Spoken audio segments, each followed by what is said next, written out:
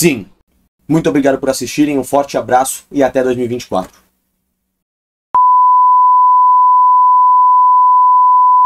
Senhoras e senhores, nós voltamos. Fórmula 1 está de volta, mas me responde uma coisa. Você tá gostando da minha camiseta? Você tá gostando? Eu não tô de bobeira não. Vamos embora pro vídeo.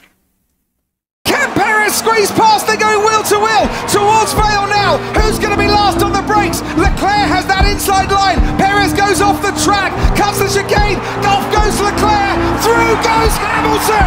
Unbelievable stuff coming out of the final corner. Perez and Leclerc going for it. Hamilton says thank you very much. Another thing opens up for him. É disso que o povo gosta! Interlagos, eu te amo! Largada espetacular de Russell! Hamilton mergulhou no Aston Senna, segundo. Verstappen é terceiro. Uma marcada espetacular de George Russell. Ele já vai para a curva do Sol com uma vantagem incrível para Lewis Hamilton, que é segundo. And the Saudi Grand Prix is go. Alonso's going to put pressure on Perez in the opening meters of the Grand Prix. Fernando Alonso takes the lead in the Saudi Arabian Grand Prix. Alonso's made a great start, and here comes Lance Stroll. Stroll around the outside. Can he pull off an amazing move? What an opening lap for Aston Martin. That is incredible stuff. He went all the way around the outside to move up to fourth.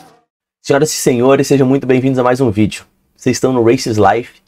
E é com muito prazer que estamos começando mais um vídeo de Fórmula 1. Para esse ano de 2023, eu quero fazer muito mais conteúdo de Fórmula 1, porque é uma coisa que eu sou completamente apaixonado. Então falar da parte técnica, falar do desenvolvimento, falar de mecânica, falar das corridas, falar de Fórmula 1, que é uma coisa que eu amo, certo? Então nesse vídeo a gente vai fazer um resumo do que aconteceu até agora nas duas primeiras corridas da temporada de 2023. Já acabou o campeonato? O Max Verstappen já é o campeão de pilotos e a Red Bull já é a campeã de construtores? Difícil, né? Difícil. Vamos discutir. Então, como vocês sabem, o ano de 2023 é o segundo ano em que está acontecendo um novo regulamento. Porque em 2022 eles mudaram as regras, né? Vocês sabem, mudaram toda a parte aerodinâmica do carro. Os carros mudaram para conseguir favorecer a disputa, né, entre os carros. E o ano de 2023 é o segundo ano desse regulamento. Para 2023, em comparação a 2022, eles mudaram algumas coisas, dentre elas, eles aumentaram a altura mínima do carro. Então eles aumentaram a altura mínima em 15 milímetros, ou seja, 1,5 centímetros. Por quê? Para tentar evitar, né, o porpoising, o bouncing, que vocês lembram que no ano passado tinha muito, a Mercedes principalmente lidou com isso quase que o ano inteiro, por conta do assoalho, que agora gera downforce por conta do assoalho, o carro ficava pulando, e aí acredito que por uma pressão da Mercedes, a FIA mudou essa regra e agora a altura mínima dos carros de todas as equipes subiu 1,5 centímetros. A outra coisa que eu queria falar com vocês é o seguinte, a gente tem que ter claro dois conceitos diferentes, que são fundamentais para o desenvolvimento dos carros na Fórmula 1, que é grip mecânico e grip aerodinâmico. Esses dois conceitos, baseado nesses dois conceitos, todas as equipes fazem todo o desenvolvimento dos carros, baseado nesses dois conceitos. Então, o que é o grip mecânico? O grip mecânico é a aderência do carro pelos pneus. E aí envolve acerto de suspensão, composto do pneu, a construção do chassi, é a aderência que o carro tem por conta dos componentes mecânicos, você entendeu? E a única coisa que toca no chão do carro é os pneus. Então o grip mecânico é a aderência do carro proveniente dos pneus e todo o conjunto de suspensão, o conjunto de chassi, como a gente acabou de falar. O grip aerodinâmico é o aumento da aderência proveniente por conta da pressão do ar empurrando o carro para baixo. Então, as peças que fazem isso, asa dianteira, asa traseira, side pod, o assoalho do carro, todos esses têm função de fazer o carro ter uma maior carga, vamos falar desse jeito, carga, empurrando o carro para baixo, fazendo com que ele tenha maior velocidade de contorno de curva. Só que, principalmente de curvas de média e alta velocidade. Por quê? Em baixas velocidades, não tem velocidade do ar suficiente passando pelo carro para que gere uma carga aerodinâmica empurrando o carro para baixo, certo? Então nós temos esses dois conceitos, de grip mecânico e grip aerodinâmico. Um carro que tem um bom que foi bem construído, foi bem nascido, ele tem um excelente balanceamento entre grip mecânico e grip aerodinâmico. Porque em curvas de lenta, de baixa velocidade, o que vai fazer o carro ser rápido é totalmente o grip mecânico. Então o contato do pneu com o asfalto. E em curvas de média e alta velocidade, o grip aerodinâmico vai fazer com que o carro consiga contornar ainda mais rápido. E a partir desses dois pontos que surgem muitos dos problemas. Porque, por exemplo, quanto mais grip aerodinâmico você tem, você também gera mais arrasto. Então, quanto mais carga você tem de ar empurrando o carro para baixo para ele grudar, mais força o carro tem que fazer para ir para frente. Então, a velocidade máxima é menor, gasta mais pneu, gasta mais combustível, você entendeu? E muitas das equipes tá envolvido nesses problemas dos carros porque não estão desempenhando. Vamos começar falando das equipes e de como elas estão desempenhando até agora. Vou começar das que estão melhor no campeonato para as que estão pior. As que está melhor, Red Bull. Por que a Red Bull tá tão boa assim? E tá tão difícil de competir contra eles? Porque a Red Bull, ela conseguiu fazer um excelente balanceamento entre grip mecânico e grip aerodinâmico. Então, a Red Bull é um carro, o Andrew Newey, a equipe de engenheiros e projetistas da Red Bull conseguiram fazer um carro excelente. Então, a Red Bull traciona bem em saída de curva, tem uma boa em grip aerodinâmico, então em curvas lentas eles conseguem acelerar muito rápido, em curvas de média e alta eles conseguem contornar muito rápido, ao mesmo tempo em que eles têm uma excelente velocidade de reta, então eles têm uma velocidade média, uma velocidade máxima absurda, e por incrível que pareça, com tudo isso, eles ainda têm uma degradação baixa dos pneus. Então eles têm um carro que acelera rápido, que contorna a curva rápido, que tem uma velocidade máxima muito alta e que não gasta tanto pneu. E é por isso que é tão difícil de competir com a Red Bull nesse momento. Porque a Mercedes não tem uma velocidade alta de curva de média e alta, como a gente vai ver. A Ferrari também não, mas tem uma degradação de pneu extremamente alta. Então faz com que eles percam muito desempenho durante a corrida, a gente também vai ver isso. E a Red Bull não. Entendeu? Então é por isso que a gente consegue ver essa disparidade absurda entre a Red Bull e as outras equipes. Eles realmente acertaram o carro e fizeram um carro excelente. Diria que na atual situação é o carro perfeito. De problemas na Red Bull, a gente pode citar problemas pontuais, onde, por exemplo, no qualifying agora na Arábia Saudita, que o Verstappen teve problema no semi-eixo, que eu não sei se o semi-eixo quebrou ou desencaixou do câmbio, e ele não conseguia mais tracionar o carro, que fez com que ele terminasse em 15º Q2 e largasse lá atrás. E na corrida também, ele reportou isso, e graças a esse problema que ele teve no semi-eixo, fez com que a gente tivesse o mínimo de emoção na corrida da Arábia Saudita, porque se ele largasse ali, ele ia com certeza, no pior das hipóteses, largar em segundo, ou o Pérez em primeiro, ou ao contrário, e ia assumir os dois na frente lá, talvez eles disputassem entre si. Mas por conta desse problema que ele teve no semi-eixo, deu alguma emoção, né, na corrida. Mas assim, de modo geral, tirando isso, outra coisa também que o Verstappen estava reclamando era que nas reduções de marcha, o carro dava uma travada nas rodas. Uma coisa bem sutil, mas ele estava reportando isso desde a corrida no Bahrein, que nas reduções o câmbio ali não estava 100%, estava dando uma travada nas rodas. Mas tirando isso, confirmou absolutamente a superioridade que a Red Bull vinha apresentando desde a pré-temporada, onde eles estavam sendo mais rápidos, estavam indo melhor que todo mundo, estavam 1 segundo na frente. Você entendeu? Então tá se confirmando isso. Falando da Aston Martin, era realidade mesmo, que a gente tava vendo desde dos testes na pré-temporada no Bahrein, né, que a Aston Martin tava indo bem, o Alonso ali fazendo uma bandidagem, a gente falando, cacete, mano, tomara que seja isso mesmo, e era isso mesmo. A Aston Martin realmente tá muito bem. Na minha opinião, eles foram a equipe que mais desenvolveu do ano passado para esse. Eles saíram lá de 7ª, 8ª melhor equipe para 2ª melhor equipe.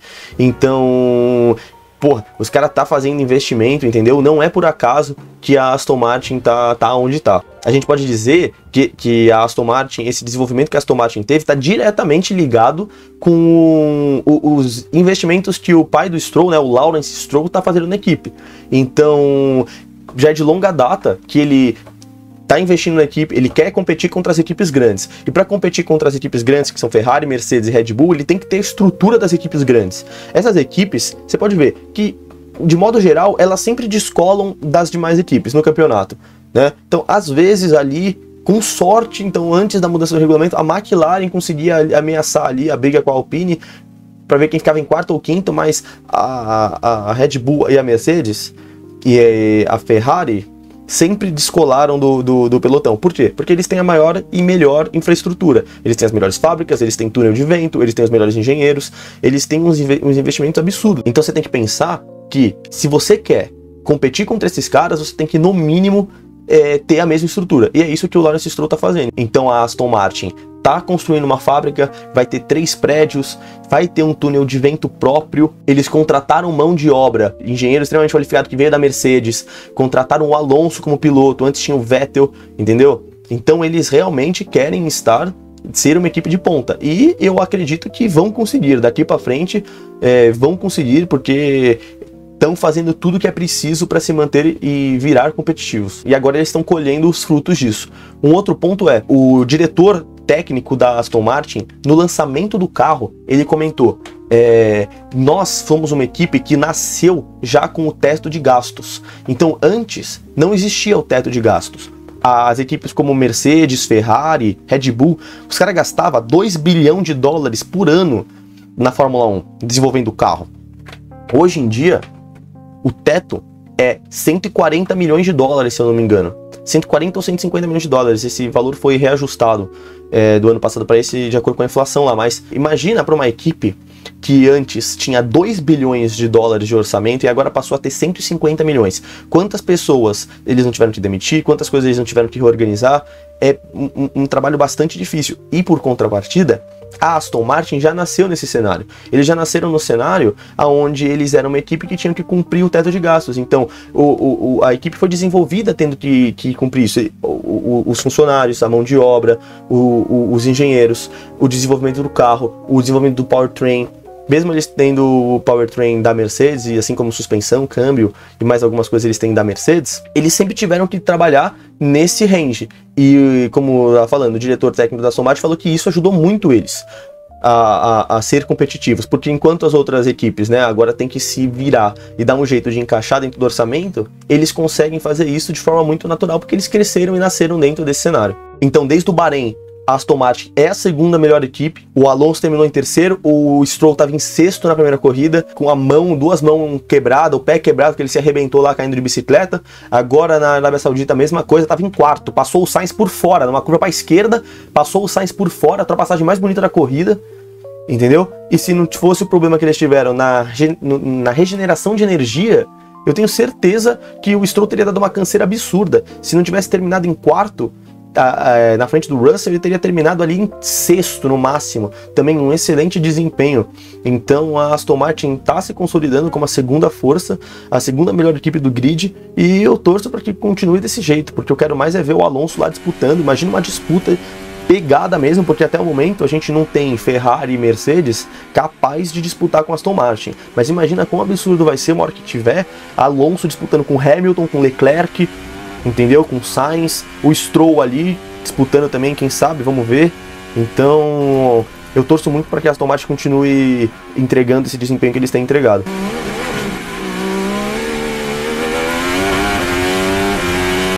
Falando de Mercedes, Mercedinha, mano, o que você tá fazendo? O que você tá fazendo? A Mercedes terminou 2022 falando que ia colocar uma estátua do carro de 2022, que é o W13, para se lembrar do que nunca mais fazer.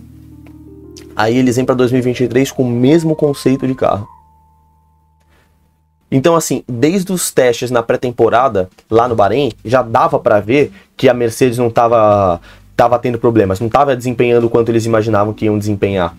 Eles estavam quase 1 segundo atrás das Red Bull, dos caras nas primeiras posições. Tinha o Alonso também, estava indo bem, desde as pré-temporadas. A Mercedes estava quase 1 segundo atrás. Na primeira corrida no Bahrein, eles terminaram quase 1 minuto atrás do Verstappen. Eles só terminaram, o Lewis largou em sétimo, se eu não me engano terminou em quinto, o Russell largou em sexto ou quinto, terminou em sétimo, e eles só terminaram nessa posição, quinto e sétimo, porque o Leclerc quebrou e o Stroll não estava no melhor do seu desempenho físico por conta do acidente que ele teve de bike. Porque senão você pode ter certeza que eles iam ter terminado pelo menos de sétimo para trás, porque terminaram a corrida quase 1 minuto atrás do Verstappen.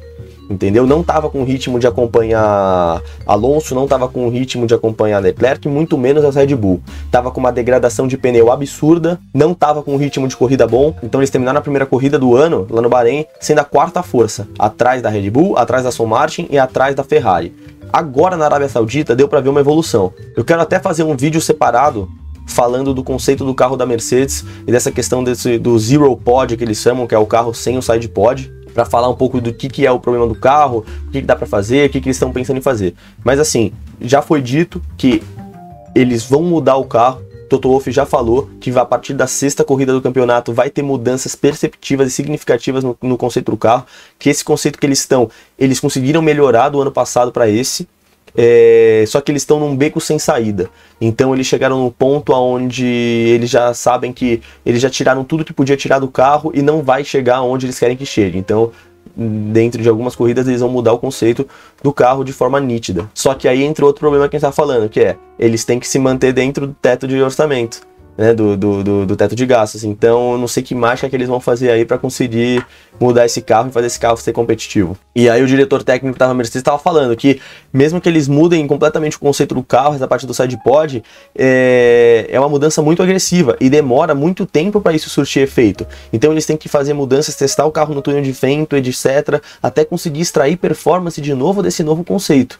Então é uma coisa que leva tempo, não é da noite pro dia, e eles vão estar fazendo tudo que eles podem ao mesmo tempo para poder conseguir fazer isso o mais rápido possível. Se você for ver, no Qualify, a Mercedes fica quase 0,5 segundos atrás da volta mais rápida, 0,5 assim, 0,5 na melhor das hipóteses, mas o Russell até classificou bem, ficando em quarto, mas 0,5 segundos atrás, e o Hamilton 1 segundo atrás do Pérez, que foi quem fez a pole. Nessa corrida da Arábia Saudita, o Russell disse que ele estava muito feliz com o desempenho dele porque ele conseguiu tirar uma performance além do limite do carro. E em contrapartida, o Hamilton também falou que ele não conseguiu se conectar com o carro, foi com uma estratégia de pneu duro, não estava tendo o ritmo que ele achou que ia ter. Quando ele colocou o pneu médio, ele teve que gerenciar ali o desgaste, porque ainda faltava 30 voltas para acabar, então ele não estava muito feliz não com o desempenho que ele tinha tido. Mas assim, o problema da Mercedes, o que é? Eles têm, como a gente estava falando lá no começo do vídeo, eles não têm um balanço bom entre grip mecânico e grip aerodinâmico. Então a Mercedes não é um dos carros mais rápidos de velocidade reta, ao mesmo tempo que também não é um dos carros mais rápidos de velocidade de contorno de curva. E eles conseguiram resolver agora um pouco do problema de muito arrasto aerodinâmico para esse GP da Arábia Saudita, tanto que eles até conseguiram atingir uma velocidade maior, né, de reta do que eles estavam conseguindo no Bahrein. E diminuir um pouco o desgaste de pneus. Tudo bem também que o Bahrein é uma das pistas que mais desgasta pneu, mas eles ainda não conseguiram acertar esse balanço entre grip mecânico e grip aerodinâmico no carro da Mercedes. Eles conseguiram diminuir o bouncing, praticamente anularam em comparação ao que era no passado para esse ano, mas ainda não é um carro rápido de contorno de curva, de velocidade de curva de alta e média. Não é um carro também que acelera pra caramba, que nem as Red Bull ou as Ferrari, que tem uma velocidade de reta absurda também. Então eles ainda vão ter que fazer muito desenvolvimento para que essa Mercedes consiga ficar no mínimo competitiva.